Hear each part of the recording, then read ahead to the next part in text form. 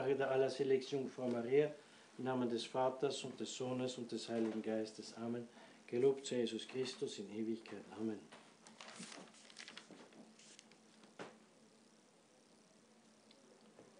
Au nom du Père et du Fils et du Saint-Esprit, ainsi soit-il. Bien chers fidèles, en cette fête de l'Épiphanie, vous savez, une très très grande fête. Si nous avions voulu célébrer la vigile de cette fête, eh bien nous aurions vu que la vigile se déroule exactement comme la vigile de Pâques, avec toutes les prophéties, avec les litanies, avec la bénédiction de l'eau, en utilisant même le cierge pascal. Enfin, c'est une fête donc qui a une vigile comme celle de Pâques et qui, dans son rang, n'est-ce pas, en ce qui concerne l'octave, est même supérieure à la fête de la Nativité même. Et oui, parce que la fête de la Nativité nous voit naître notre Seigneur Jésus-Christ dans la grotte de Bethléem, dans l'obscurité, en cachette, si on peut dire, parce qu'il se cache au monde des ténèbres de la haine, de l'ignorance, qui refuse Jésus-Christ. Hérode, n'est-ce pas? Tandis que la fête de l'Épiphanie voit éclater le triomphe de la divinité de cet homme-Dieu. Voit le triomphe et la réalisation des prophéties de Saint Isaïe prophète, lorsque Saint Isaïe prophète prophétise que toutes les nations verront à toi, à te adorer, à te chercher, elles te porteront tous leurs dons et ils te attribueront, n'est-ce pas, adoration divine.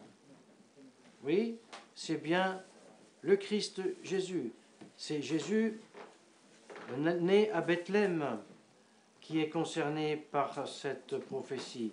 Il est important de le rappeler pour bien distinguer un certain culte messianique qui est fruit de la Kabbale et qui est fruit d'un judaïsme qui, avec le judaïsme de Moïse et de l'Ancien Testament, n'a absolument rien à voir. Au contraire, il lui est contraire, parce qu'il existe un messianisme qui voit comme prophétie à se réaliser les exaltations, l'adoration d'un peuple, l'adoration d'un pays, qui voit dans cette prophétie comme si tout le monde, tous les peuples de la terre devaient apporter à cet enfant toutes les richesses du monde, disons-le, les matières premières et tout l'argent, la richesse, l'or de toutes les banques centrales du monde. Non, non, c'est une fausse application de la prophétie de Isaïe prophète. Et même si la contre-église tribue à cette prétendue messianité un grand tribut en déclarant que ce peuple est supérieur aux chrétiens, même si le représentant de cette nouvelle et fausse religion baise les mains aux représentants de ce messianisme, nous le refusons totalement en reconnaissant que les prophéties de Isaïe prophète sont seulement valables pour notre Seigneur Jésus-Christ.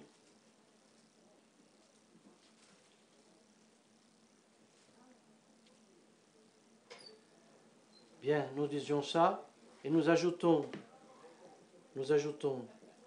que les rois mages pour lesquels nous avons... Per favore finite perché qua se mi correte in giro tutto il tempo non posso farlo.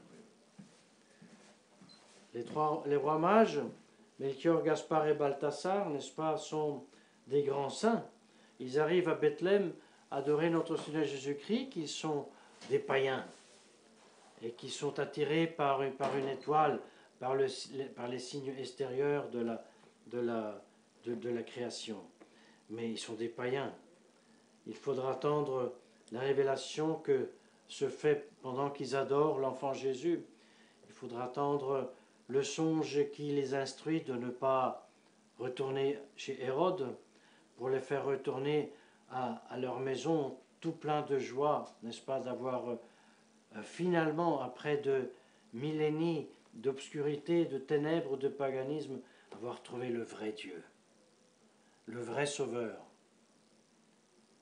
Oui, ils se feront baptiser par saint Thomas, ils seront même consacrés évêques par lui, et ils mourront du martyre, et sainte Hélène portera leurs os à Constantinople, et depuis Constantinople, sainte Estorge, un des premiers évêques de Milan, elle est portée à Milan, pour ensuite être, pour ainsi dire, volée, emportée par Frédéric Barberousse à Cologne, pour lui donner, n'est-ce pas, comme empereur romain, là, un peu d'universalité.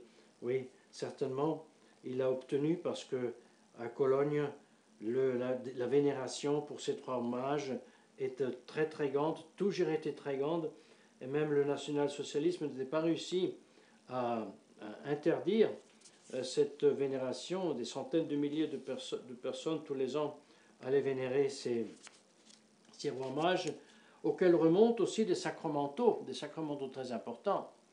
Non seulement des sacramentaux qui donc libèrent de tous les ennemis visibles et invisibles, de la mort subitaine et improvise, de la mauvaise réputation, de tous les périls du corps, et qui protègent dans les voyages, mais surtout il y a dans un rituel de Chartres de 1500 des prières qui auraient libéré même de l'épilepsie, selon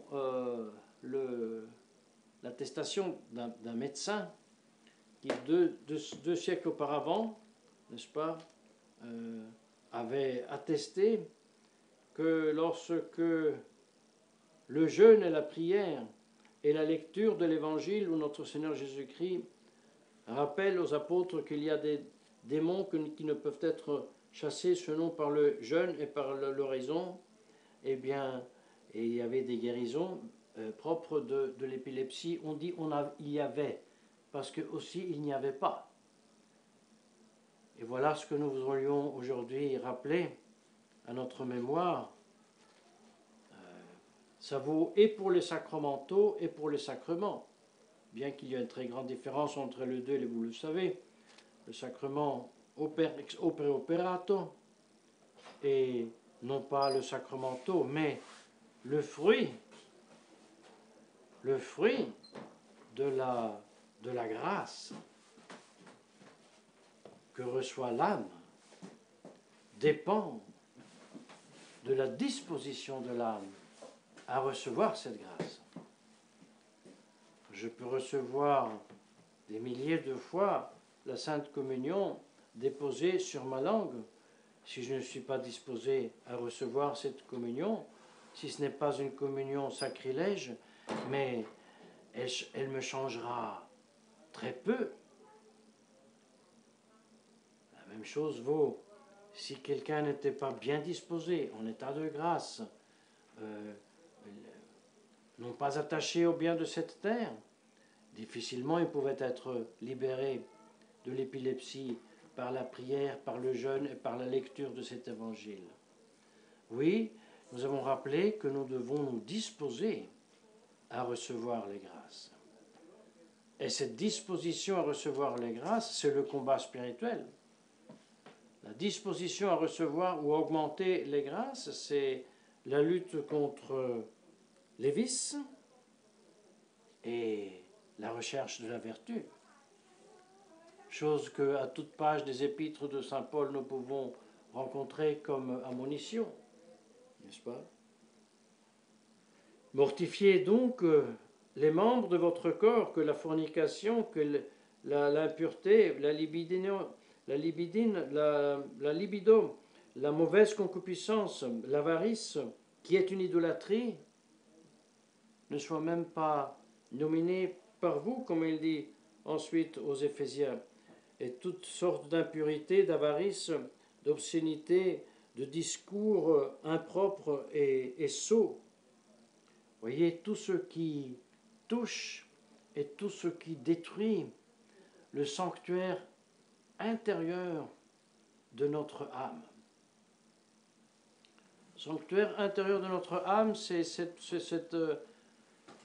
moment de notre âme où nous nous sentons en présence de Dieu, en sa dépendance. C'est ce qui est le fruit du recueillement. Lorsque je me recueille, certainement, il y a une partie extérieure, j'enlève tout ce qui me distrait extérieurement, même intérieurement, mais ensuite il y a le moment du recueillement, lorsque je suis en présence de Dieu. Et alors tout le monde tait, les sens externes et internes se taisent. Et là, pour ainsi dire, le sancta sanctorum de mon âme est devant Dieu. Mais il est très facile, malheureusement, de détruire ce sanctuaire. C'est autre chose que de perdre la grâce sanctifiante, que de perdre le recueillement, de profaner notre âme. Avant de perdre la grâce sanctifiante, il passe peut-être un long temps dans lequel nous ne sommes plus recueillis, dans lequel nous ne cherchons plus la vertu et nous ne combattons plus activement le vice. Nous commençons à tolérer quelques péchés véniels pour ensuite n'avoir plus la force de céder à la tentation du péché mortel et alors on a perdu aussi la grâce sanctifiante. Mais voyez, ce recueillement qui est condition préalable à chercher et augmenter en nous la grâce, en pratiquant la vertu et en combattant le vice, c'est de primordiale importance. C'est la vie ascétique, c'est le renoncement à la concupiscence, aux appétits concupiscibles et irascibles tous les deux. Pour cela, il faut faire silence, nous avons dit, intérieur et extérieur. Il faut trouver le goût de Dieu et le goût de ses perfections et le goût des vertus qu'il nous a données. Le goût de l'humilité, de la libéralité, de la chasteté, de la patience, de la sobriété, de la fraternité, du zèle pour Dieu, qui sont les vertus opposées aux 7 vices capitaux, et surtout le goût de s'occuper de Dieu. Oui, tout cela nous avons rapidement aujourd'hui rappelé pour comprendre que les sacramentaux, et même les sacrements, s'ils ne sont pas reçus par une âme dûment disposée, ne sert à rien. Et le grand combat spirituel, c'est celui de se disposer à la grâce, de la faire croître en nous, en imitant justement les rois mages. Certainement, il y a une grâce initiale.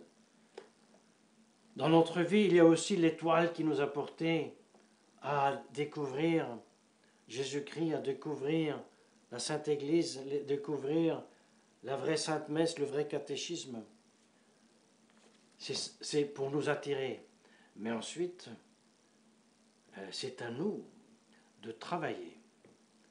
Et donc, je vous souhaite pour cette année 2025 la grâce de travailler avec joie, avec zèle, à vaincre le vieux Adam en nous et faire vivre le nouveau Adam, faire vivre Jésus-Christ qui s'est incarné pour nous sauver. Au nom du Père et du Fils et du Saint-Esprit, ainsi soit-il.